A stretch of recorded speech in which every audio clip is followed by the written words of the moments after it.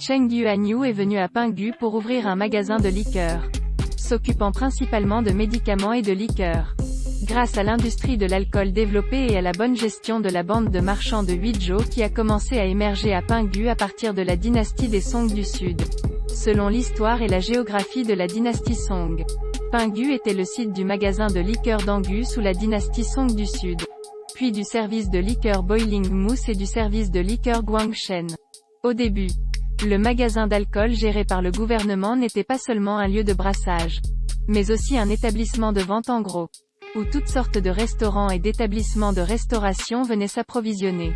Le commerce de l'alcool était également réglementé et géré, et ne pouvait être vendu qu'au magasin d'alcool après avoir été vendu en gros. Grâce à la création de l'entrepôt de saké, l'allée des moustaches de saké de la ville de Dangyu est désormais célèbre pour être reliée à la route Shinro sud à l'ouest et au pont Yongning à l'est. Le motif initial était de voir s'il aurait bon goût et se conserverait longtemps.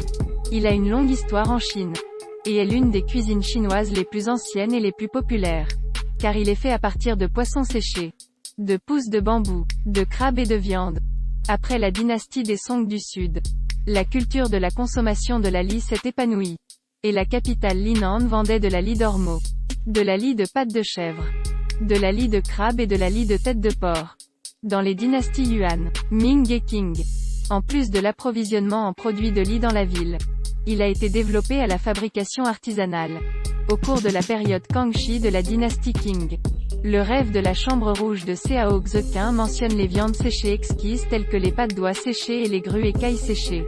Et la liste des aliments du Suyuan de Yuan Mei mentionne également la viande séchée, le poulet séché et les fous séchés faits maison. Cependant, les œufs de canard crus, qui étaient à l'origine astringents et poissonneux, sont finalement devenus riches et doux. De gros œufs de canard à coquilles molles et dodus après avoir été trempés. Et le résultat a largement dépassé le motif initial de Cheng d'essayer de tremper des œufs de canard.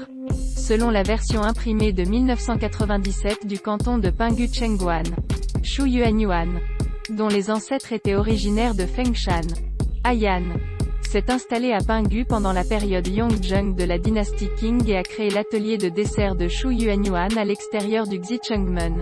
L'atelier était situé sous la porte ouest et la boutique était située dans la rue à l'extérieur de la porte ouest, face au sud.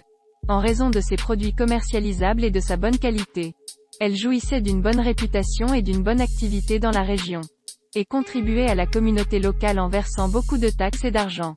Quelle était la relation entre Cheng Yuanyu, un marchand d'emblèmes, et Shu Yuanyuan, un marchand de Haiyan?